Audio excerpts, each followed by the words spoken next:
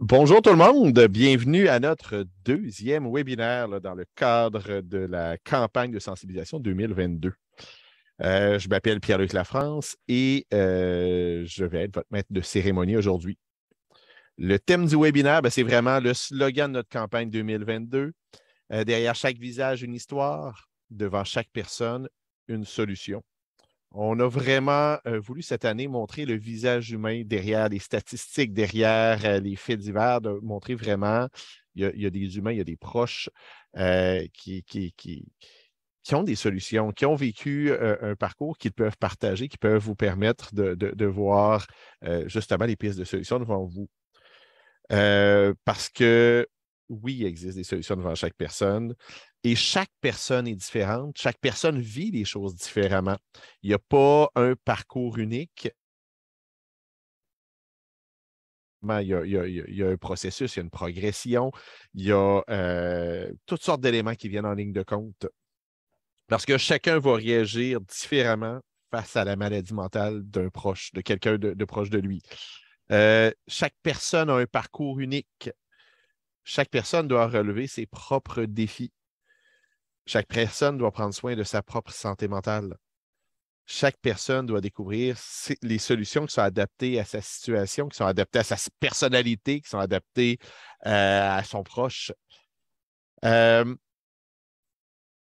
qui étaient avec nous dimanche pour le lancement officiel, vous avez déjà pu voir un aperçu de l'outil interactif. Pour les autres, on va vraiment avoir l'occasion d'en parler plus aujourd'hui. L'outil est déjà en ligne. En gros, cet outil-là s'appelle CAP vers des solutions. On a 4 personnes, Olivia, Christiane, Martin et Jade, qui nous partagent leur histoire inspirante. Cela permet de mieux comprendre les impacts que peuvent avoir des problèmes de santé mentale chez les proches, que l'on soit un enfant, un parent, un frère, une sœur, un conjoint. Mais aussi, à travers ces histoires-là, on comprend qu'il existe des pistes de solutions pour bien vivre avec cette réalité-là, tout en abordant l'importance d'aller chercher de l'aide. Parce qu'il y a des services qui sont offerts par les associations du réseau avant de craquer, il y a du soutien psychosocial, des informations, des formations, des groupes d'entraide, des mesures de répit. Et ça a vraiment été bâti, l'outil, pour permettre de voir à la fois le côté humain et le côté des ressources qui sont disponibles. Donc, en résumé, qu'est-ce qu'on a? On a 4 témoignages percutants dans lesquels les proches touchés peuvent se reconnaître. On a 12 capsules conseils avec 2 intervenants experts du réseau avant de craquer pour apprendre comment mieux réagir. C'est aussi une banque complète de ressources pratiques avec 36 outils qui sont présentés, qui sont proposés. Au total, il y a à peu près 1 heure de vidéo, des ressources pour mieux comprendre la maladie mentale. Chaque personne qui aborde l'outil va pouvoir suivre le parcours, la trajectoire qu'il choisit et qu'il veut. On peut regarder une trajectoire, on peut les regarder toutes les 4. À différentes intersections, on peut aller d'un côté ou de l'autre. Il y a quelque chose de très interactif qui fait qu'on peut le revisiter selon nos besoins, selon les moments, selon les besoins du moment, en fait. Je veux remercier ceux qui sont avec nous. D'abord, ceux qui nous écoutent, que ce soit directement sur Zoom, que ce soit ceux qui nous écoutent en live sur Facebook. Mais je veux surtout remercier nos participants. Malheureusement, on a Jade qui ne sera pas avec nous aujourd'hui. Elle est présentement aux études, puis elle fait des stages, donc elle nous a demandé de l'excuser. Toutefois, je tiens à dire un merci spécial à Olivia Leclerc, Christiane Germain et Martin Gauthier qui ont accepté de partager leur vécu avec nous. Donc, merci à vous 3. On s'entend, là, je parle beaucoup. Bientôt, je vais plus passer la parole à nos 3 invités. Mais avant de m'entretenir avec eux, je vous invite à regarder, on va regarder tous ensemble la bande-annonce de notre outil.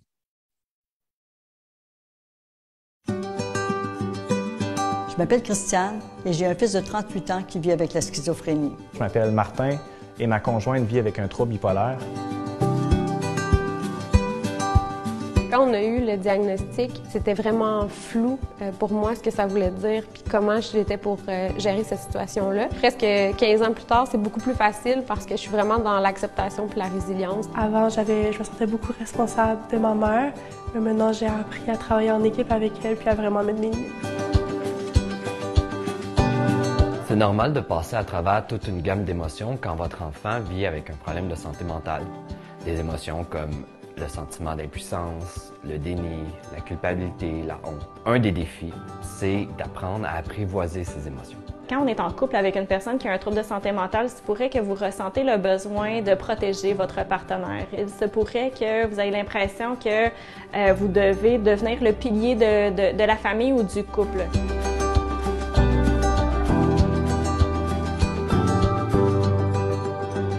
Il y a eu certains moments où est-ce que j'ai peut-être agi un peu trop comme la mère de ma mère.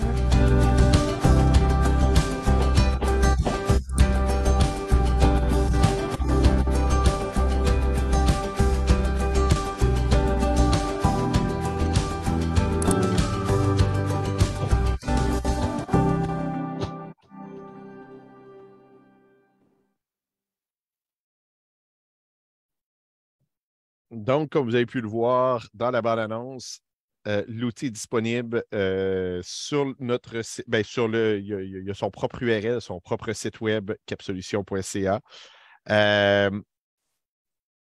N'oubliez pas, oui, d'aller le découvrir, mais de le partager autour de vous. On ne sait jamais à qui ça peut être utile. Maintenant, je vais m'entretenir avec mes invités. Je vais vous demander à tour de rôle de me parler de ce qui vous a motivé à participer à ce projet-là. Peut-être commencer avec Christiane. Oui, écoutez, moi, en deçà de l'intérêt pour la formule qu'on m'avait présentée, il semblait une formule dynamique, interactive, qui mettait en scène différents groupes d'âge, de liens, de problématiques. Mais ça a été beaucoup aussi, puis beaucoup pour l'opportunité de la fenêtre qui s'ouvrait à moi, qui me permettait de partager mon parcours de parent avec mon fils atteint de maladie mentale, la schizophrénie. Je pourrais développer. Pour moi, parler de la santé mentale, c'est une mission un peu que je me suis donnée pour démystifier tout ce qui se rattache à la santé mentale, d'essayer de faire peut-être une petite différence dans ce monde inconnu qui en épouvante beaucoup à cause de plusieurs préjugés, de l'ignorance aussi. En plus, on dit souvent qu'il n'y a pas de hasard dans le choix qu'on fait dans notre vie. Et puis, pour moi, depuis longtemps, dans mon histoire familiale, ça a orienté à la fois mon choix de carrière. Je suis devenue travailleuse sociale, puis j'ai choisi de travailler en santé mentale dans un organisme dont la mission, c'était d'aider les proches là, qui avaient un trouble de santé mentale. Donc, je poursuis avec cette expérience-là, ce projet-là, un peu ma mission que je continue là, au fil des ans. Merci beaucoup. De ton côté, Martin, qu'est-ce qui t'a amené, qu'est-ce qui t'a motivé à participer à ce projet-là? Un peu comme Christiane, du moment qu'on a eu le diagnostic, mon moyen de survie dans tout ça, c'était de réussir à en parler pour justement ne pas me sentir seul à vivre ça. Puis, dans se sentir seul en tant que conjoint, j'ai cherché autour dans l'organisation, dans l'organisme dans lequel je fais partie actuellement dans ma région. C'est beaucoup des parents d'enfants. Je compare ça à l'amour inconditionnel d'un parent et d'un enfant, mais d'un point de vue des conjoints, j'en ai pas. On se fait plus rare. Puis j'ai voulu en fait dire que oui, c'était possible là, de vivre avec un conjoint ou une conjointe atteint de santé mentale. C'est pas facile, mais c'est possible. Puis en même temps, je voulais, en tant qu'homme, je me donne la responsabilité de pouvoir en parler aussi parce que c'est souvent plus tabou du côté masculin, tout ce qui se passe autour de la santé mentale. Fait que c'est vraiment ce qui a motivé ma participation, je vous dirais, à ce beau projet-là. Merci beaucoup. De ton côté, Olivia, qu'est-ce qui t'a motivé à participer? Moi, c'était vraiment le côté solution de l'outil. Là, c'est vraiment ce qu'on apporte. Puis ça permet aussi peut-être à des gens d'aller chercher des ressources ou de l'aide plus facilement parce qu'on n'est pas obligé de parler à quelqu'un. Donc, des fois, quand on a encore une certaine...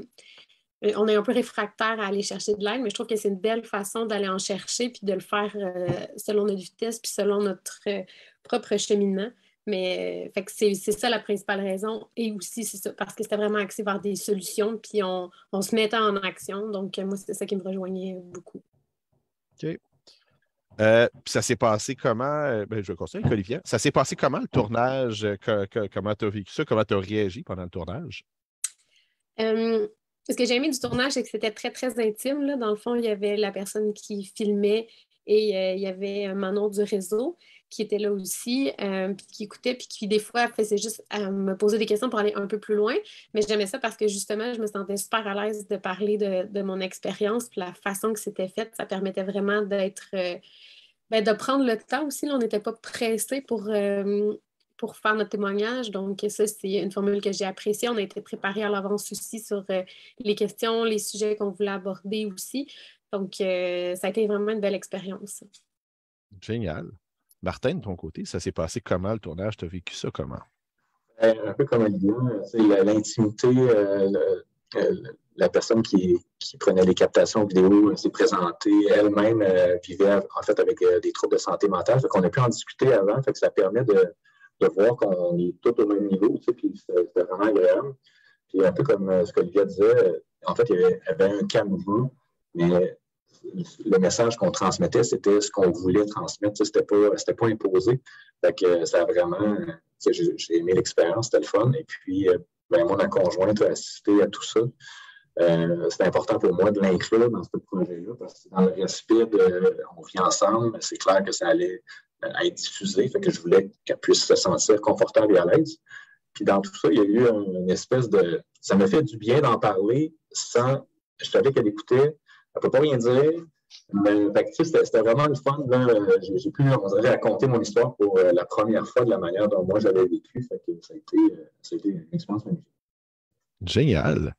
De ton côté, Christiane, comment ça s'est vécu, ce tournage-là? Moi, de mon côté, je m'étais préparée beaucoup.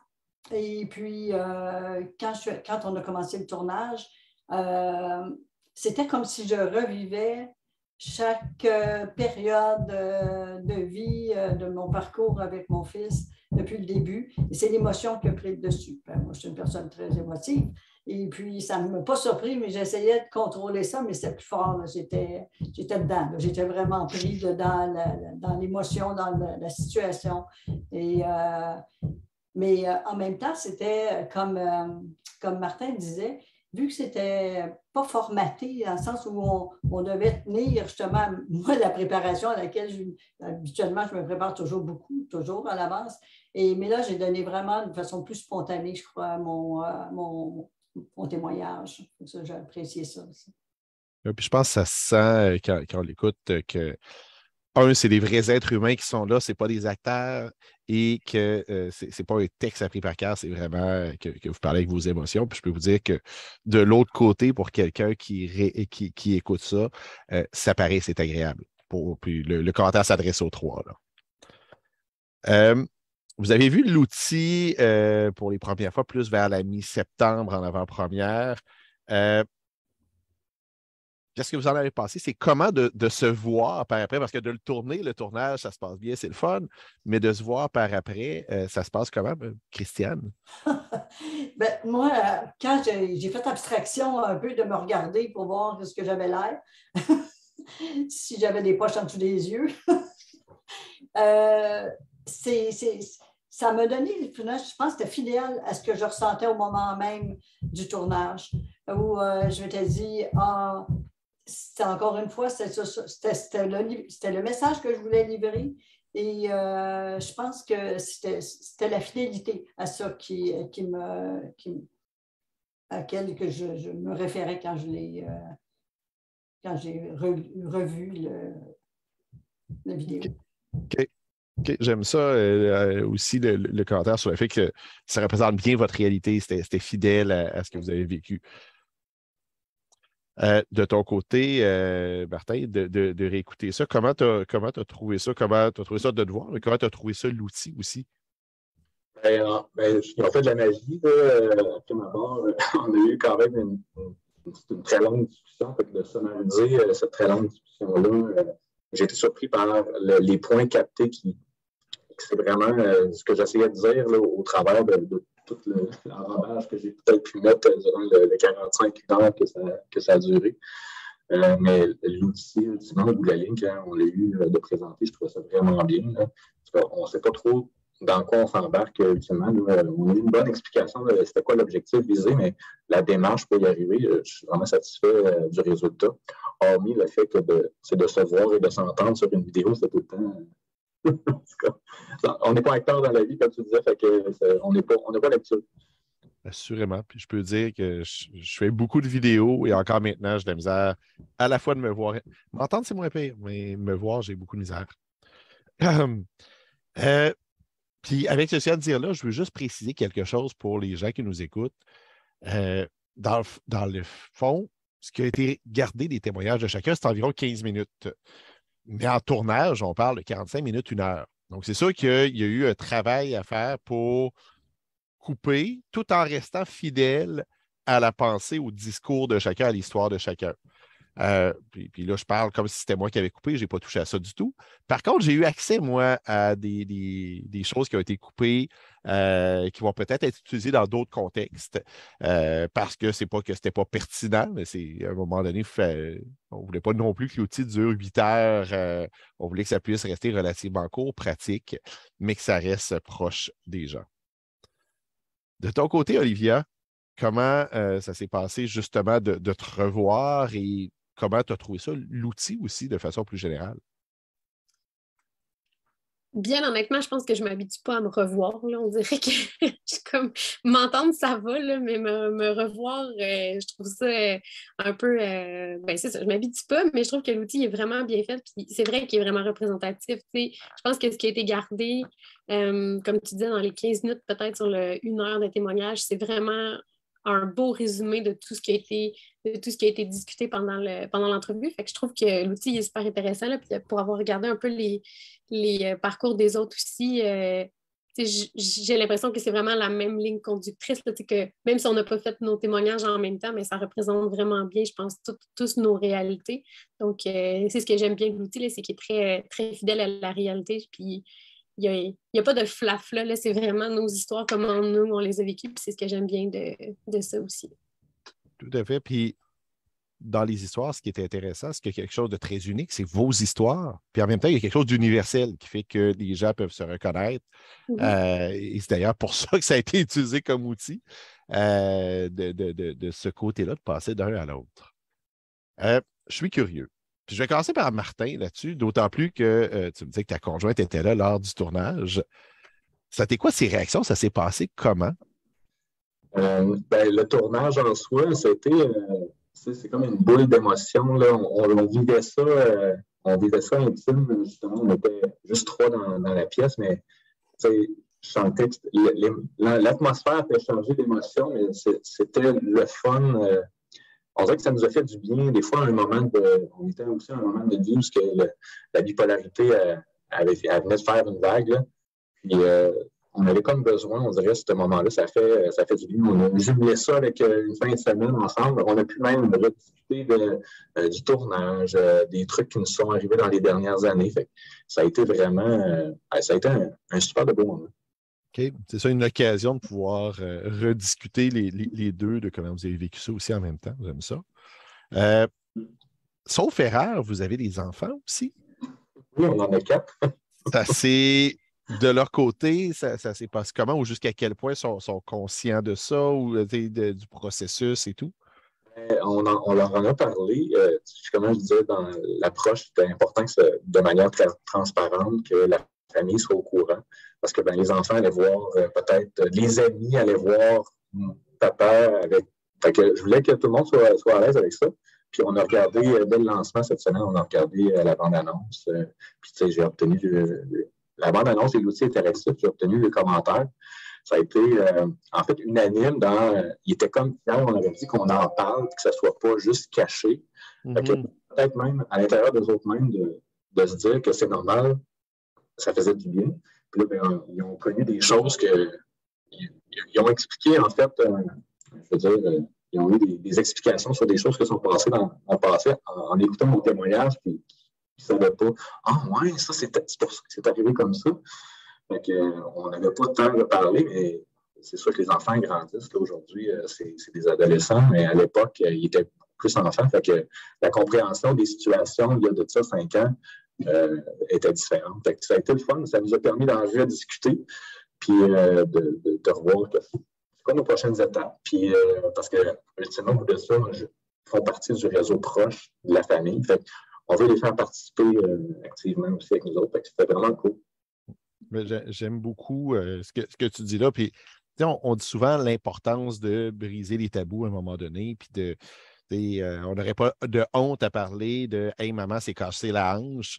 Mais à un moment donné, c'est la même chose pour la santé mentale. Donc, je trouve ça vraiment le fun que ça ait été ouvert comme ça. Puis, je pense que c'est des gestes concrets comme ça qui fait qu'à un moment donné, on va être capable de passer au-delà des tabous dans la société. Olivia, de ton côté, comment ça s'est passé avec la famille, avec ton frère? En fait, je ne sais pas si mon frère a vu l'outil parce qu'on a des contacts un peu sporadiques, là, je vais dire ça comme ça. Mais je sais que quand je lui ai parlé du projet au départ, il était super content que je participe à ça parce que justement, c'était des solutions, puis on n'essayait pas de trouver des coupables ou des. T'sais, on était vraiment en mode solution. Je pense que c'est ce qu'il a vraiment apprécié du projet. Donc, il était vraiment ouvert à l'idée de participer. Puis, comme on avait besoin de photos qui apparaissaient dessus aussi, on en a reparlé par après. Puis, c'est vraiment ça, je pense, qu'il a aimé. Puis au niveau, je pense, parce que j'ai un conjoint que ça fait quand même longtemps qu'on est ensemble, puis il était là aussi quand ça s'est passé, là, il y a à peu près 10 ans. Puis pour lui aussi, je pense que c'était quand même quelque chose qui était assez ouvert pour que je participe à ce projet-là, parce que je veux pas, ça touche quand même notre famille aussi. Mais de pouvoir en parler, puis justement de sensibiliser les gens, puis je pense que c'est Christiane qui disait ça, des fois les gens ils ont une certaine méconnaissance, mais je pense que c'était ça qu'ils trouvaient positif aussi dans cet outil-là, puis dans ce projet-là. Pour que les gens soient mieux outillés puis qu'ils répondent peut-être des choses des fois pas au travers de leur chapeau, mais en connaissance de cause ou du moins avec un peu plus de profondeur ou d'empathie. Donc, je pense que c'est ce qu'il a aimé aussi. Puis, sinon, ta famille, en général, comment ils ont trouvé ça?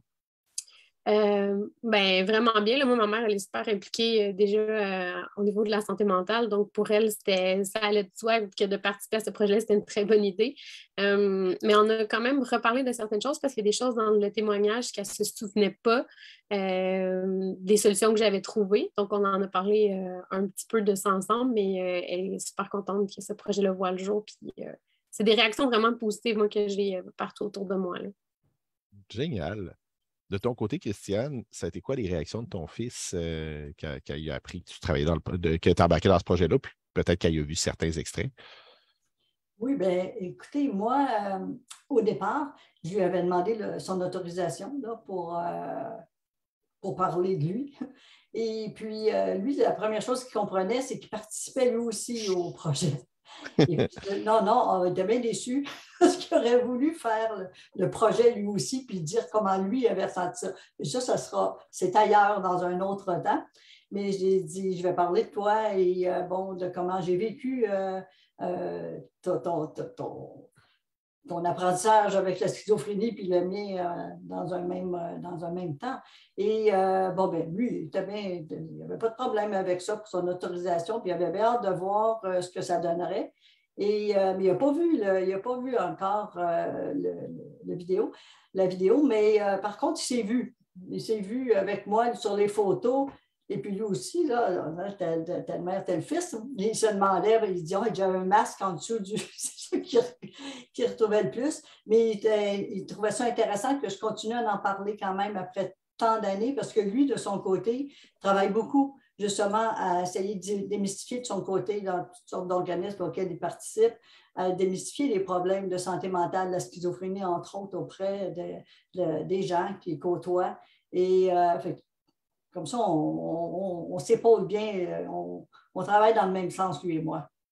En effet, peu importe notre rôle là-dedans, qu'on soit la personne touchée, qu'on soit des proches, il y a un travail un travail qu'on n'est pas obligé de faire, là, mais qu'on peut faire pour démystifier les choses, parce qu'il y a encore beaucoup de méconnaissances là-dedans.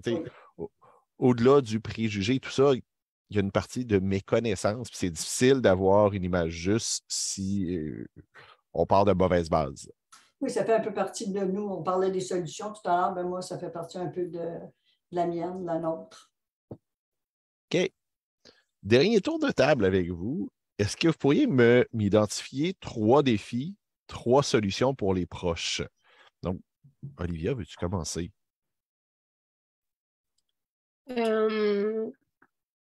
Mais moi, je pense que c'est de pouvoir parler à quelqu'un d'extérieur à la situation, là. Donc quelqu'un de neutre, que je dirais. C'est des fois un défi de savoir à qui on peut s'adresser, puis qui va être là, qui va être réceptif pour nous écouter aussi. Moi, ma solution, ça a été de trouver un psychologue où j'en avais besoin. On dit que des fois, c'est pas facile d'en trouver, là, mais je pense qu'on peut, avec l'outil, peut-être que justement, ça va être plus facile de pouvoir trouver des références ou de passer par un organisme pour le faire. Donc, je pense que ça, c'est vraiment... moi, ça a été ça mon plus grand défi, là, d'avoir une personne externe puis plus neutre, mettons, avec qui discuter. OK. Ton côté, Martin, peut-être un défi, une solution?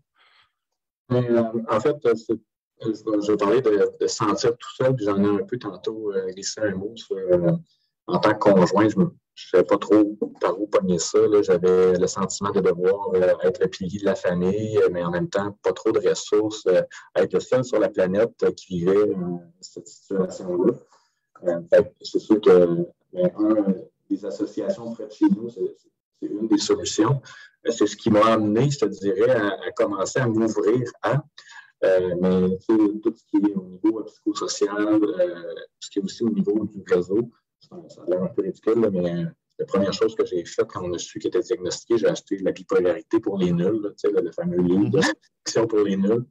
Puis, j'en ai appris beaucoup, mais j'ai comme suivi ça comme un livre de recettes où là, je voyais l'importance du réseau, mais qui n'était pas juste le noyau familial, mais qui était aussi les amis, la famille, les professionnels qui nous entourent. Juste ça, moi, ce que j'ai envie de transmettre comme message, c'est soyez pas, pensez pas que vous êtes seul au monde. Vous n'êtes pas les seuls à vivre cette situation-là. Puis n'hésitez pas à aller chercher de l'aide. C'est là où, après ça, on commence à être mieux et à se sentir bien dans tout ça. Tout à fait. Tout à fait. C'est très, très, très, très bon, très beau message. C'est sûr que quand ça arrive, quand il y a un diagnostic qui sort, qu'on n'est pas nécessairement préparé à ça, on peut avoir l'impression que c'est la fin du monde ou qu'on est tout seul ou qu'il n'y a personne qui peut nous comprendre, personne qui peut nous aider. Mais non, on n'est pas tout seul. Il y a des solutions, il y a des ressources. Puis c'est là que c'est d'autant plus important d'en parler et d'être capable d'aller chercher cette aide-là. Exact. De ton côté, Christiane, peut-être un défi et une solution? Le premier défi, parce qu'il y en a eu plusieurs, puis il y en a encore, il y en aura toujours, mais le premier grand défi que j'ai eu à surmonter, c'était de faire face à cette réalité-là. J'avais l'impression au départ que c'était comme une fatalité qui s'abattait sur notre famille, parce que tout à l'heure, je disais que oui, c'est une histoire, c'est une trajectoire familiale. Moi, j'avais mon frère qui était schizophrène, mon grand-oncle maternel, que je visitais à l'ancien Saint-Jean-de-Dieu, qui est aujourd'hui l'Institut universitaire santé mentale de Montréal. Toute la famille, on a toujours été rejoints par la maladie mentale, la schizophrénie. Donc, quand mon frère a eu mon frère, après ça, mon fils surtout, le lien n'est pas le même, c'est différentes réactions. Quand il a reçu un diagnostic de schizophrénie, j'ai été vraiment... On voit des fois l'annonce, là... des familles qui reçoivent un diagnostic de cancer et puis qu'on les voit tomber à la renverse, moi, ça m'a fait à peu près la même impression, la même chose. Là. Je veux dire, je recevais ça comme une brique, je me disais, pas vrai, c'est pas vrai encore. Accepter que quand on a un diagnostic de cancer, les solutions, les traitements c'est pas plus facile, c'est pas ça que je veux dire. Ils sont clairement identifiés. Oui, c'est ça. Tandis que là, je veux dire, les solutions viendraient plus de l'intérieur que de l'extérieur. Et pour faire face aux émotions qui me submergeaient au fur et à mesure, j'ai eu, comme je dis dans la capsule vidéo, c'était mon groupe d'entraide que j'animais à l'époque. et qui m'a aidée. Hein. Ça a été vraiment un aller-retour, ce groupe d'entraide-là que j'ai utilisé et qui m'a donné aussi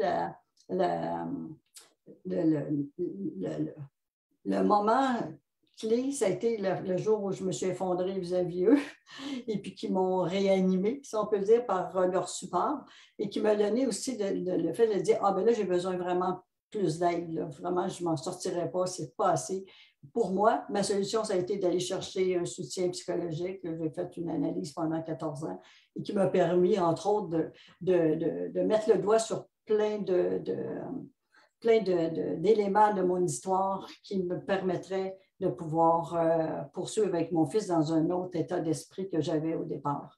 C'est-à-dire que justement, qu'il n'y avait pas seulement, la schizophrénie, ce n'était pas seulement une fatalité, mais il y avait aussi, mon fils avait des forces, des capacités et qui pourrait s'en sortir avec moi, mais aussi en dehors de moi, aller chercher ses propres outils comme moi je faisais aussi à l'extérieur. De partager, sa vie, c'était la sienne, la mienne, et de départager les deux, ça a été un défi pendant plusieurs années et encore aujourd'hui. Je peux le croire. Puis je pense que c'est important de rappeler, puis ça va faire suite à ce qu'on vient de dire là, mais le danger, c'est à un moment donné d'arrêter au diagnostic. Ça reste que la personne qu'on aime, que ce soit un fils, que ce soit une conjointe, un conjoint, un frère, ne devient pas son diagnostic. Ça, c'est un mot qui permet de comprendre certains comportements, qui permet de comprendre certaines situations, mais il n'y a personne qui est son diagnostic. Puis la personne a toujours des ressources, a toujours les qualités, a toujours les choses qu'on aimait chez elle. Fait que là, ben, on comprend les défis. Donc, on a un mot qui nous permet d'avoir certaines ressources. Ce n'est pas tout qui est compris, puis c'est pas on n'a pas, il n'y a pas un mode d'emploi, il n'y a pas, malheureusement, il n'y a pas un guide pour les nuls exactement quoi faire jour après jour. Mais au moins, à partir de ce moment-là, ben, quand on va chercher les ressources, on est capable d'être un peu mieux outillé ou du moins d'être un peu mieux dirigé vers les bonnes ressources. Donc, hey, merci à vous trois pour votre générosité. Je vous garde avec moi. À partir de ce moment-ci, ben, on va prendre les questions de l'auditoire. Puis pour simplifier le processus, je vous invite à poser vos questions par l'outil de clavardage. Si vous êtes sur Facebook, vous pouvez les écrire là, directement sur Facebook. Les questions vont être rapportées ici. Fait qu'on va s'allouer là, 10 minutes pour la partie période de questions pour respecter notre horaire.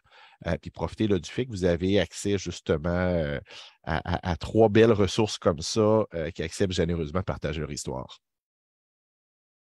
Ouais.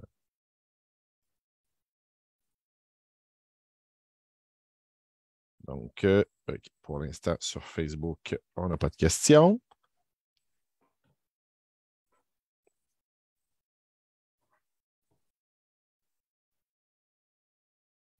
On a plusieurs personnes qui en profitent pour vous remercier, pour vous dire bravo, qui vous disent qu'ils vont utiliser le nouvel outil avec plaisir.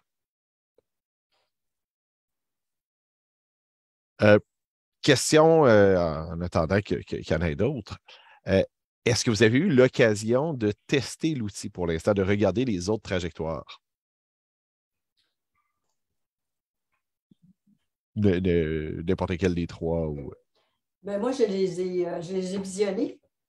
Et puis, moi, je trouvais ça intéressant parce que autant les solutions sont différentes, c'est ça qu'on voit, mais en même temps, il y a des points de rapprochement entre chacun des parcours.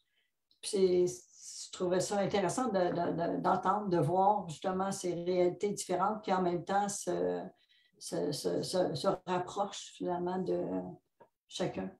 Et puis, je pense que peut-être que les personnes qui vont regarder le vidéo vont peut-être aussi se retrouver, je le souhaite, et puis de pouvoir voir aussi qu'elles aussi peuvent apporter leurs propres solutions.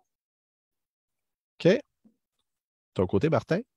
En fait, je trouve ça intéressant parce que tantôt on disait on n'a pas freiné la discussion vraiment quand on a fait le tournage. Mais on a envoyé tout un bulk d'idées de ce qu'on avait. Puis c'est sûr que une année, pour justement qu'on ne parle pas tous des mêmes choses, il a fallu faire des sélections puis départager un peu les sujets.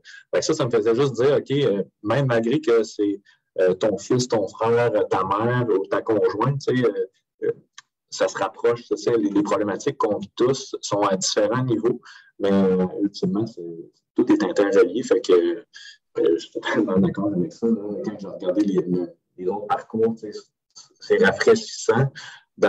Où est-ce que ça me fait aussi du bien. C'est comme un double traitement. De l'avoir fait, ça me fait du bien, mais d'écouter ça, c'est aussi un outil que moi-même, je vais utiliser. De ton côté, Olivia? Ce que j'aime, c'est que ça couvre vraiment plusieurs possibilités. Là, je ne voudrais pas dire tous parce que ça serait un peu ça serait sûrement un peu exagéré, là, mais ça couvre vraiment, vraiment beaucoup de possibilités. Puis ça dépend, ça couvre les possibilités aussi, tout dépendant, on est rendu où dans notre parcours, puis dans notre cheminement vis-à-vis de la maladie mentale, là, que ça soit peu importe le membre de notre entourage. Je pense que c'est ça qui est le fun avec cet outil-là, justement, si on est quelqu'un qui est plus réservé, on peut trouver des outils qui nous ressemblent plus. Puis si au contraire, on veut aller partager ça, on a des outils aussi qui vont nous permettre ça. Je pense que c'est ce que j'aimais justement en parcourant l'outil, là, d'aller voir toutes les possibilités différentes, puis de voir que ça peut rejoindre tout le monde. Là. On n'a pas besoin d'être super techno non plus là, pour comprendre cet outil-là. Là, il est assez bien fait pour que justement il soit assez intuitif puis qu'on suive un parcours vraiment facilement. Donc, son accessibilité puis ce qu'il couvre, je trouve ça vraiment intéressant. OK. Il y a des questions qui ont apparu. Souvent, c'est de lancer la première. Je ne sais pas s'il y en a un d'entre vous, je ne sais pas vers qui rediriger la question. Est-ce qu'il y a quelqu'un ici qui a déjà eu à gérer une personne qui ne voulait plus prendre sa médication? Et si oui, comment ça s'est géré? Peut-être que Christiane va complémenter, on a une réalité un peu différente, mais à un certain moment, dans la bipolarité, parce que la personne a un high, il n'y en a plus de problème. La médication ne sert plus à rien. La personne se sent bien, puis ma conjointe, elle a arrêté de prendre sa médication éventuellement. Ce qui nous a, en fait, de dire les vraies choses, j'ai confronté face à le fait qu'elle ne prenne plus la médication, mais on s'est fait un contrat ensemble. On se fait un contrat de vie ensemble parce que je veux pas, on vit, on est deux, mais de temps en temps, on est trois dans la famille. Puis, moi, j'appelle la troisième personne, mais c'est la personne qui va moins bien. Puis c'est pas tout le temps le corps de ma conjointe qui est là. Quand elle est revenue à la maison, on s'est fait un contrat de vie ensemble. Il y a des choses qu'on ne devait pas passer par-dessus, que c'était inacceptable, il y a des choses qu'on était prêts à vivre, puis on les a nommées. Puis, ça, la médication, ça faisait partie. Je veux dire, tu ne peux pas rester à la maison pas médicamenté, ça va être un chaos. Fait que là, je l'ai mis sur pied. Je dis, tu as deux choix, tu quittes. Tu prends plus ta médication, c'est correct, mais ça faisait partie de notre entente. Tu quittes. Tu t'en vas de la maison. Ou tu vas à l'hôpital. Ou tu recommences à prendre ta médication. Puis, juste ça a fait comme, on dirait, un choc assez suffisant pour dire, OK, il faut que je fasse de quoi, je me reprends, mais c'est jamais des situations difficiles. Mm-hmm. Mais d'en parler ouvertement, je pense que nous, ça fonctionne parce qu'on s'est comme donné l'autorisation au moment où ça allait bien de se dire ces choses-là. OK. Christiane, je pense que tu voulais réagir aussi à cette question-là. Comment on gère quelqu'un qui ne peut plus prendre sa médication? Oui, bien moi, c'est pas pour mon fils. Mon fils a toujours pris sa médication. J'ai eu la chance pour lui, pour moi aussi, de ne pas avoir... je n'ai pas eu à gérer ça, mais j'ai eu souvent à faire ça pour mon frère là, que j'accompagnais. Là. J'ai eu souvent à gérer l'arrêt de la médication, la réhospitalisation et à un moment donné, ce que j'avais convenu avec lui, c'est si tu veux, dis-moi-le au moins à moi, si tu ne veux pas le dire à ton psychiatre, parce qu'à l'époque, d'ailleurs aujourd'hui c'est un peu mieux, mais à l'époque, quand tu arrêtais de prendre ta médication, le psychiatre ne voulait plus te suivre, souvent, peut-être pas toujours, là, je ne peux pas le dire dans tous les cas d'espèce, mais pour lui, son psychiatre qui arrêtait sa médication, il ne suivait plus, fait que ça c'était comme, c'était la désorganisation, il fallait le réhospitaliser, souvent par la police, tout ça.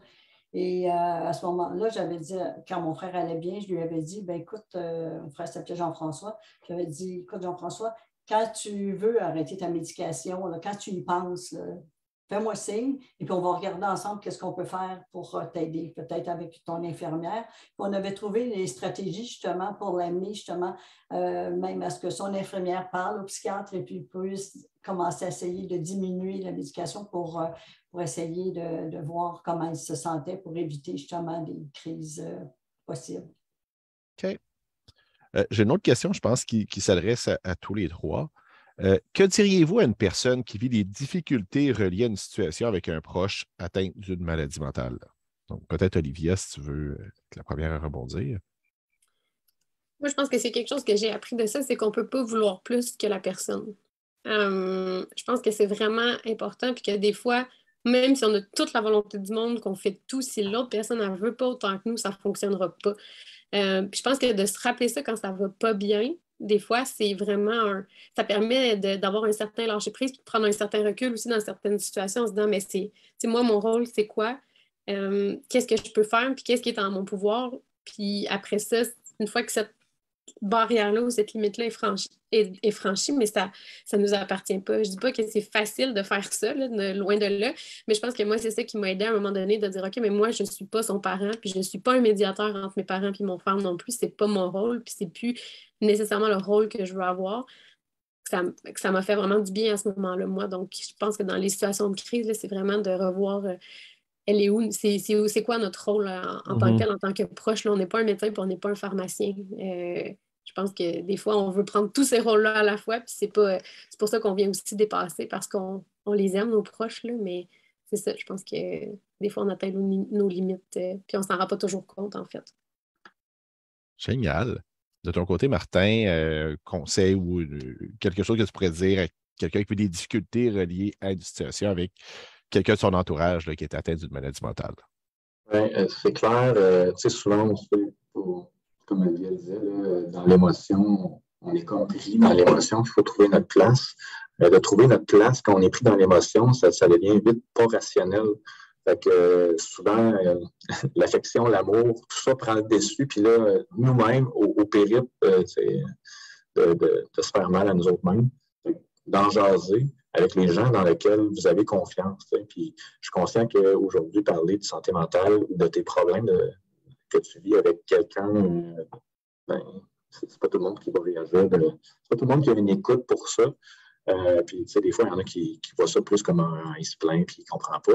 Mais allez chercher de l'aide dans les gens à qui vous avez confiance. Tu sais, c'est clair que vous avez des gens proches qui peuvent vous conseiller. Puis, tu sais, c'est d'avoir un œil externe souvent. Ils ne trouveront pas les solutions à votre place, mais ils sont capables de dire, OK, Martin, calme-toi, là.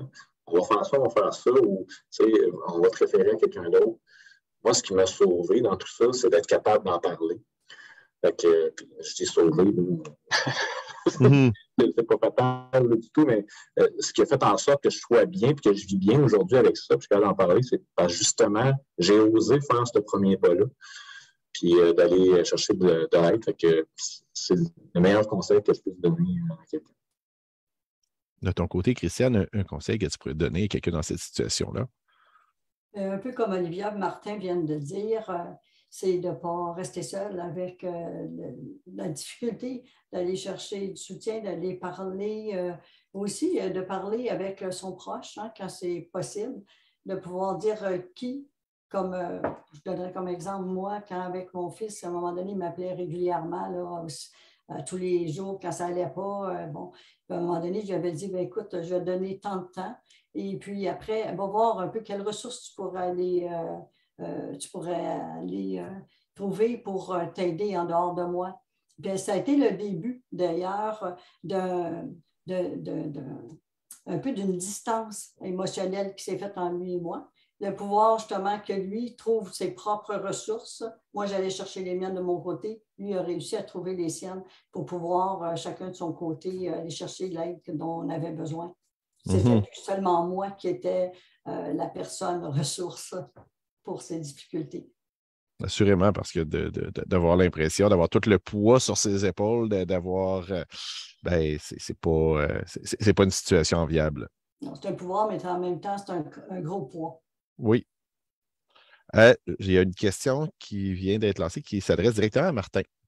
La question, c'est, on est souvent porté à croire que, quand on est avec un conjoint, une conjointe qui a un problème de santé mentale, que c'est une séparation automatique.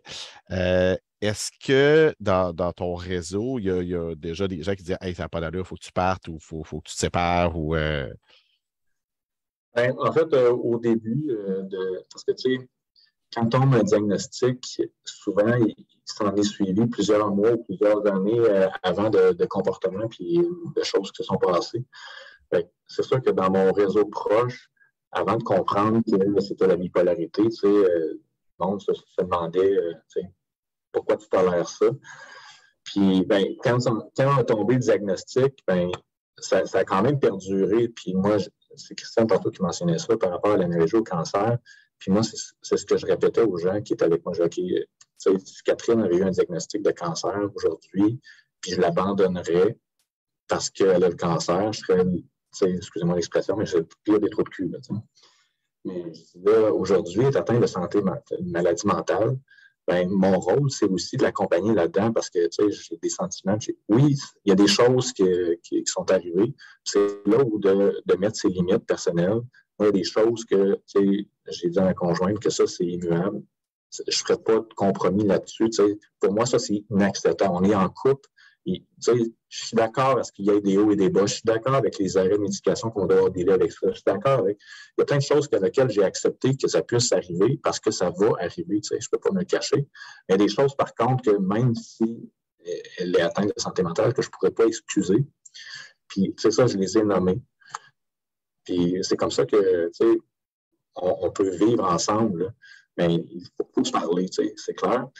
Ça peut sembler un peu bizarre, mais c'est ça. Il n'y a pas beaucoup de conjoints et conjointes là, qui sont encore ensemble. Puis, je trouve ça dommage, mais souvent, c'est à cause un peu de tout ça.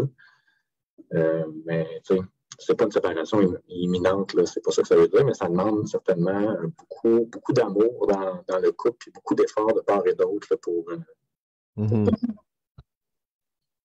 établir des règles du jeu claires, puis de placer les limites de chacun là-dedans, puis de... OK. Exactement. Il y a un film aussi qui avait été produit, dont j'ai oublié le nom présentement, là, mais il y avait 2 ou 3 parcours de personnes qui avaient eu des histoires de santé mentale. Puis il y a une conjointe et son conjoint qui étaient atteints de bipolarité. Puis l'histoire, en fait, là, ça m'avait beaucoup fait du bien d'écouter ça parce que l'histoire était presque un copier-coller là, de la mienne. Puis j'ai dit comment, OK, là, je suis vraiment pas tout seul, puis il y a vraiment quelque chose de possible dans tout ça. Fait que j'avais trouvé ça vraiment bien, mais encore là, il faut aller voir ce genre de choses-là, puis se documenter. Génial. Hey, merci beaucoup à vous 3. Ça met fin à la période de questions. Donc, désolé là, pour s'il y a d'autres personnes qui ont des questions. Malheureusement, c'est déjà tout. Par contre, j'invite tout le monde à continuer à nous suivre dans les prochaines activités dans la campagne de sensibilisation du réseau Avant de craquer. Demain, on a un programme double, c'est-à-dire qu'on va avoir un webinaire qui est à peu près la suite de celui d'aujourd'hui.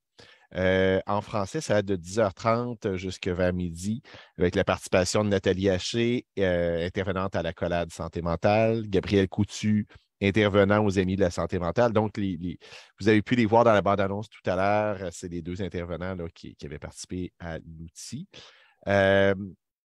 Puis, le thème demain, mais ça va être vous accompagner une personne vivant un problème de santé mentale, passer en mode solution. Donc, on est encore dans le mode solution, on est encore d'essayer de vous outiller.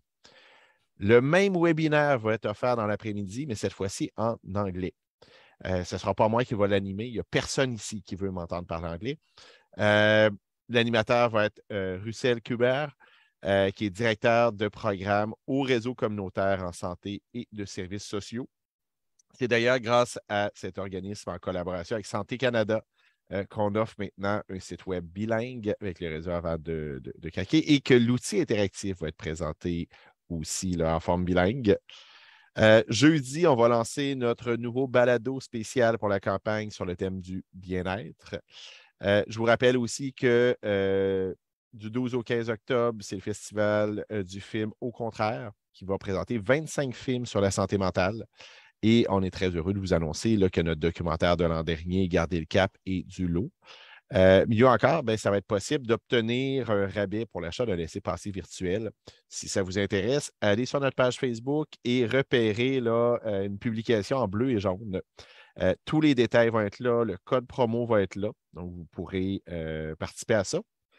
Et aussi, je voulais vous parler de notre exposition virtuelle et album multimédia. Donc, avec notre objectif de miser sur le savoir expérimentiel. Ouf! Donnez-moi une deuxième chance. Le savoir expérimentiel des proches pour mettre en lumière la recherche de solutions. Ben, on a fait un appel à participation. On a demandé à nos associations de regarder pour la création de 2 outils de sensibilisation.